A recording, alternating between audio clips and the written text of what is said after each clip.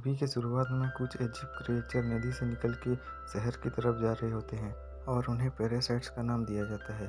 फिर हम एक आर्मी को देखते हैं जो अपने रूम में सोया होता है और उनमें से एक पैरासाइट्स रेंगते रेंगते उस आर्मी के कान में चला जाता है। वो आर्मी बहुत तड़पता है और फिर से आराम से सो जाता है। फिर एक लड़की को दिखा जाता है जिसका नाम सेंची था। वो अपने रूम पर सोकर गाने सुन रहा होता है। पैरासाइट उसके कान में घुसने की कोशिश करता है लेकिन हेडफोन लगाने के कारण वो घुस नहीं पाता और वो पैरासाइट उस लड़की के नाक में घुसने की कोशिश करता है लेकिन उस लड़के को पता चल जाता है और वो उस पैरासाइट को पकड़कर बाहर फेंक देता है। फिर जब वो पैरासाइट को मारने की कोशिश करता है तो उसके हाथ में काट देता है वो पैरासाइट्स और उसके हाथ में ही घुस जाता है। फिर उसकी मॉम आती है तो वो अपने मॉम को बताता है कि मेरे हाथ में कुछ चला गया है। फिर जब उसके मॉम उसके हाथ को देखते हैं तो उसका हाथ नॉर्मल होता है।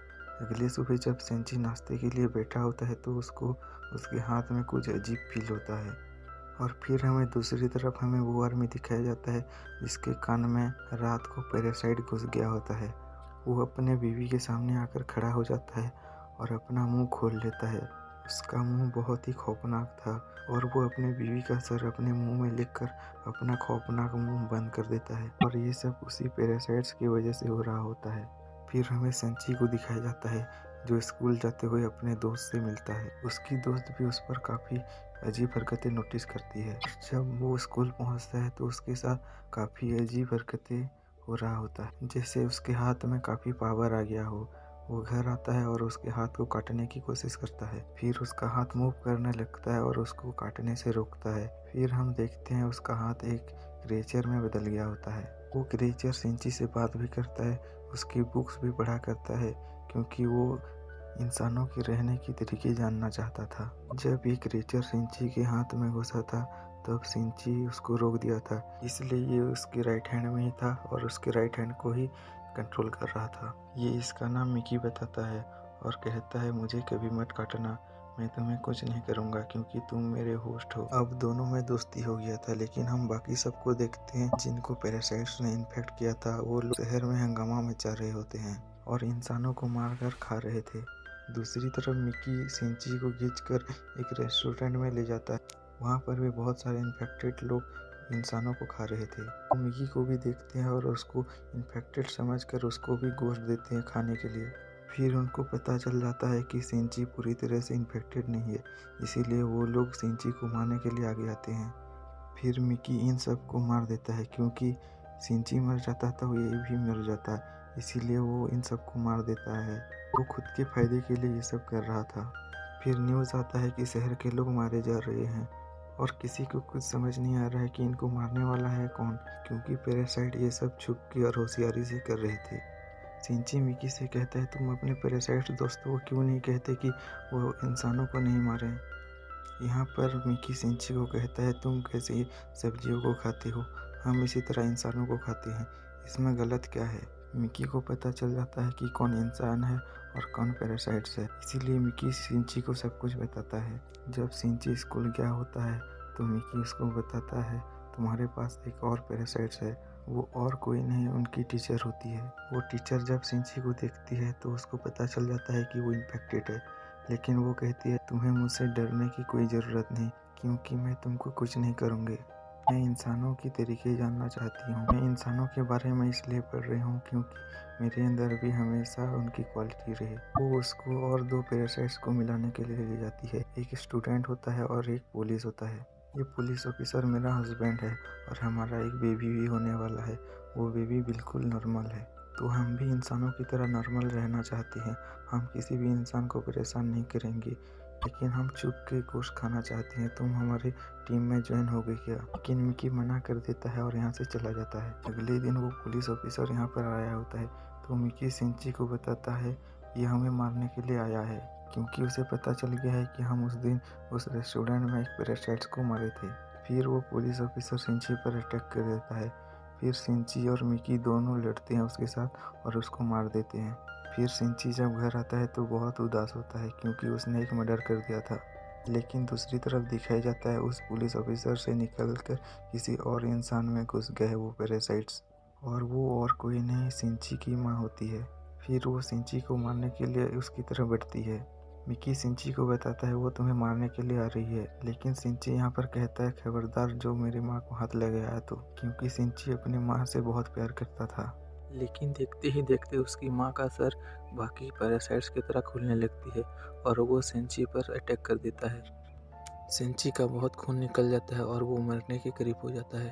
और अगले सुबह हम देखते हैं सिंची फिर से उठ खड़ा हो जाता है और मिकी उसे बताता है तुम बहुत ज़ख्मी हो गए थे, लेकिन मैंने मेरे सेल से तुम्हारे सेल को ठीक कर दिया। लेकिन यहाँ पर बुरी बात ये थी कि सिंची के सेल पर मिकी का सेल चला गया था, इसीलिए वो अभी पूरी इन्फेक्ट हो गया था। सिंची अब उसकी माँ को ढूंढता है, लेकिन उसकी माँ नहीं मिलती और वो टीचर के पास जाता है और उसके पुलिस ऑफिसर के बारे में पूछता है, लेकिन वो टीचर भी कुछ नहीं बताती। मिकी सिंची से कहता है कि मुझे भी अब दिन में 4 घंटे सोना पड़ेगा, उस टाइम मैं तुम्हारी मदद नहीं कर सकता, तुम्हें खुद ही लड़ना पड़ेगा। लेकिन अब मिकी की सेल भी उसमें थी, तो अब उसमें भी मिकी का क्वालिटी आ गया था। तो वो स्टूडेंट को दिखाया जाता है जो टीचर ने दिखाया था, जो कि अब वो पैरासाइट बन गया था। वो अब सिंची के स्कूल में एडमिशन ले लेता है और सिंची का दोस्त होने का ड्रामा करता है। लेकिन धीरे धीरे सबको पता चल जाता है कि वो पैरासाइट है। इसके बाद वो सब स्टूडेंट्स को मार देता है। अब वो सिंची के दोस्त को भी मारना चाहता था, इसीलिए सिंची उसके दोस्त को उठाकर बिल्डिंग से कूद जाता है। अब वो टीचर यहाँ पर आती है जो कि चाहती थी सारे स्टूडेंट्स मर जाए, क्योंकि इनकी वजह से उसका राज भी खुल सकता था। वो टीचर वहाँ पर ब्लास्ट करती है, लेकिन उसको कुछ भी नहीं होता। फिर वहाँ पर पुलिस भी आ जाती है, वो सब पुलिस को मार देती है। अब मिकी सिंची को बताता है कि वो बिल्डिंग के छत पर है और सिंची भी दूसरी बिल्डिंग के छत पर जाता है और उसे मार देता है। फिर वो टीचर के पास जाता है और वो पुलिस ऑफिसर के एड्रेस का पता लगाता है। वो टीचर पुलिस ऑफिसर का एड्रेस दे देती है। उस पुलिस ऑफिसर का पैरासाइट अब भी उसके माँ के अंदर था, लेकिन यहाँ पर मिकी के सोने का टाइम हो गया था, इसीलिए सिंची को अकेला लड़ना पड़ता है। उस पैरासाइट को ख़त्म करने के लिए उसके साथ बहुत लड़ता है। उसके बाद उसकी गर्दन काट देता है, जिसके बाद उसकी माँ और वो पुलिस ऑफिसर दोनों ख़त्म हो जाते हैं। फिर हम देखते हैं कि सिंची अपने दोस्त से मिलने के लिए हॉस्पिटल जाता है। वो बातें कर रहे होते हैं कि वो सब पैरासाइट्स को एक एक करके मार देगा। वहाँ पर देखते हैं कि कोई उसका पिक्चर ले रहा होता है और वो कोई जासूस था, और यहाँ पर इसका पार्ट 1 ख़त्म हो जाता है। और पार्ट 2 में कुछ महीनों के बाद का सीन दिखाया जाता है, जहाँ पर आर्मी को पता चल जाता है कि इस साइड में कुछ पैरासाइट्स हैं जो इंसानों को मार रही हैं, जो कि इंसानों को बचाना चाहते थे। फिर जेल से एक कैदी को निकालते हैं जो कि पहचान पाता है कौन पैरासाइट्स है और कौन इंसान है। उसके सामने सब लोगों को एक एक करके लाते हैं, जो कि सबको नॉर्मल है बोलता है। लेकिन जब उसके सामने सिंची को लाया जाता है तो वो थोड़ी देर सोच में पड़ जाता है। थोड़ी देर के बाद वो बोलता है ये भी नॉर्मल है। उसके बाद सिंची जब घर जा रहा होता है तो उसको मिकी कहती है हमारे बहुत ही पास एक पैरासाइट है। फिर वो जाते हैं एक पास ही बिल्डिंग में, वहाँ पर देखते हैं एक पैरासाइट इंसानों का गोश्त खा रहा होता है। वो पैरासाइट जब सिंची को देखता है तो उसके तरफ आ रहा होता है, तो उसे मिकी मार देता है। फिर उसे फील होता है कि उसके पीछे कोई है, और ये और कोई नहीं जो पार्ट 1 में सिंची की पिक्चर्स लिया होता है वो होता है। और फिर हमें शहर का मेयर दिखाया जाता है जो कि पैरासाइट्स के फेवर में बोलता है, और वो बहुत बुरा होता है। और वो टीचर भी उसके साथ होती है, और वहाँ पर दिखाया जाता है उस टीचर का एक बेबी हो गया था। उस मेयर को पता चल गया था कि सिंची पैरासाइट्स को मार रहा है, इसीलिए वो भी सिंची को मारना चाहता था। लेकिन यहाँ पर वो टीचर मना करती है उसको मारने के लिए। वो कहती है मिगी और सिंची जुड़े हुए हैं, वो देखना चाहती है कि मिगी और सिंची कितनी देर तक जुड़े रहते हैं, और तुम सिंची को मारोगे तो हमारा पैरासाइट मिगी भी मर जाएगा। इसीलिए उसी ने उनके ऊपर नज़र रखने के लिए जासूस भेजा था। सिंची एक दिन चल रहा होता है तो उसे फिर से लगता है कि उसके पीछे कोई है। वो जासूस उसकी बात सुनता है और उसे कहता है कि तुम्हें बता देना चाहिए तुम्हारे बारे में पुलिस को। लेकिन सिंची नहीं बोलता है, क्योंकि पुलिस में भी अभी बहुत सारे पैरासाइट्स भरे हुए हैं। उसे यहाँ पर पता चल जाता है कि टीचर ने उसके पीछे इस जासूस को लगाया हुआ है, और वो टीचर के पास जाता है और कहता है तुम ये सब क्या कर रहे हो, ये सब करना क्यों बंद नहीं कर देते तुम। और वो टीचर कहती है तुम क्यों हमारे पैरासाइट्स को मार रहे हो।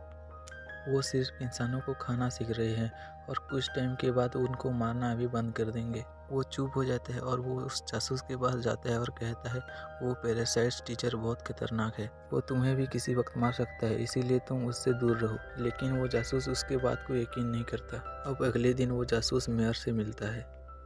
उसको सिंची की बात को टेस्ट करना था कि वो सच बोल रहा है या नहीं, तो इसलिए वो मेयर के रूम में वॉइस रिकॉर्डर रख देता है। लेकिन मेयर को इस बात का पता चल जाता है और वो उस जासूस को मारने का हुक्म दे देता है। उसके घर पर एक पैरासाइट को भेजते हैं मारने के लिए, लेकिन वहाँ पर वो नहीं होता, इसीलिए उसकी बेटी को मार देते हैं। दूसरी तरफ सिंची को मिकी बताता है तुम पर 5 पैरासाइट्स अटैक करने के लिए आ रहे हैं। अब उसकी तरफ एक इंसान बढ़ रहा होता है जो कि उसके अंदर 5 पैरासाइट्स थे। मिकी और सिंची उससे लड़ते हैं और उसका सर धड़ से अलग कर देते हैं। उनको लगता है कि ये पैरासाइट मर गया, लेकिन यहाँ पर तो एक ही पैरासाइट मरा होता है और 4 पैरासाइट बचे होते हैं। वो 4 पैरासाइट उसके हाथ में आ जाती है और उसके हाथ को कंट्रोल करते हैं। अब टीचर कहती है मेजर से, जब मैंने तुम्हें मना किया था कि तुम नहीं भेजोगे उनको मारने के लिए, तो तुमने क्यों भेजा पैरासाइट्स को उनको मारने के लिए। यहाँ पर मेजर नोटिस करता है कि वो टीचर माँ बनने के बाद उसके अंदर इंसानों की क्वालिटी आने लगे हैं। फिर मेजर टीचर को मारने के लिए 3 पैरासाइट्स को भेजता है, लेकिन टीचर भी पैरासाइट थी, इसीलिए उसको पता चल जाता है कि उसको मारने के लिए भेज रही है। फिर वो टीचर तीनों पैरासाइट को बुलाता है पार्किंग में और तीनों को ही मार देता है। फिर वो टीचर घर आती है और देखती है तो उसका बच्चा वहाँ पर नहीं होता और वहाँ पर एक चिट्ठी होती है जिसमें लिखा होता है कि तुम्हारा बच्चा मेरे पास है। वो चिट्ठी वहाँ पर वो जासूस छोड़ा होता है जो कि अपने बेटी का बदला लेना चाहता था। वो जासूस उस बच्चे को मारना चाहता था। टीचर घबरा कर वो सिंची को भी लेकर जाती है।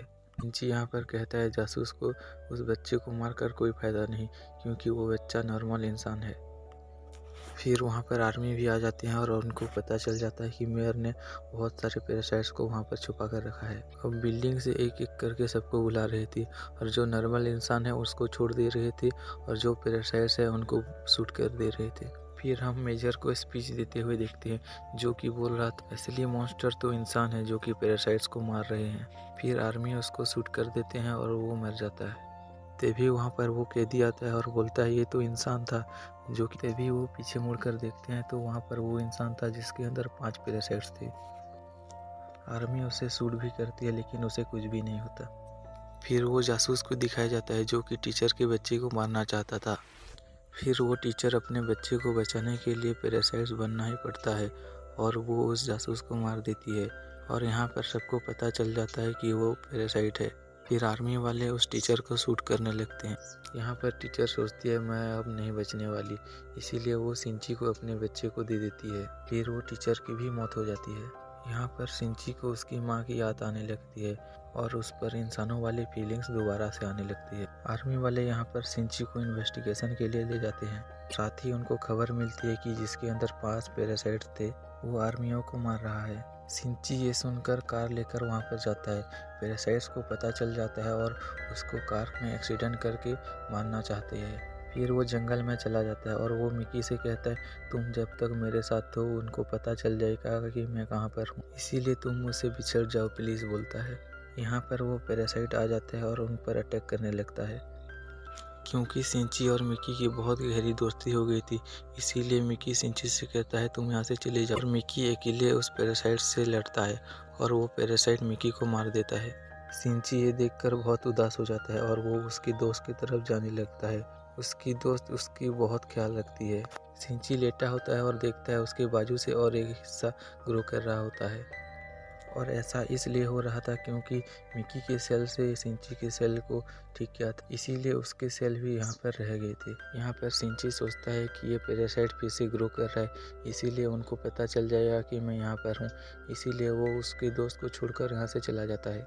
फिर जब वो बाहर जाता है तो वो पैरासाइट उसको पकड़ लेता है। फिर एक फैक्ट्री में पहुंचकर एक केमिकल रॉड उसके शरीर में घुसा देता है, लेकिन उसको कुछ भी नहीं होता। यहाँ पर वो पैरासाइट कहता है मुझे तुम कभी भी नहीं मार सकते, मैं तुम्हें मारकर सब इंसान को भी मार दूंगा, फिर हम पैरासाइट्स यहाँ पर राज करेंगे। वो पैरासाइट सिंची को मारने ही वाला था कि मिकी फिर से ग्रो कर जाता है और मिकी वो पैरासाइट को अटैक कर देता है।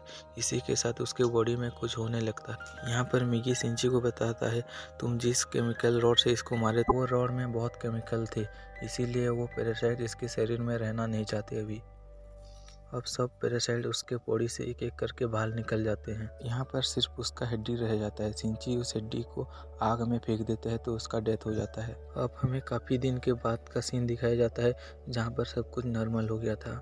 अब यहाँ पर मिकी सिंची को कहता है जैसे कि अभी सब कुछ नॉर्मल हो गया है, कोई भी पैरासाइट नहीं बचा है, तो हमें भी नहीं रहना चाहिए एक साथ। सिंची उसको मना करता है लेकिन मिकी खुद ही उससे बिछड़ जाता है और यहाँ से चला जाता है। फिर सिंची का हाथ पूरा नॉर्मल हो जाता है पहले की तरह और यहाँ पर मूवी खत्म हो जाता है।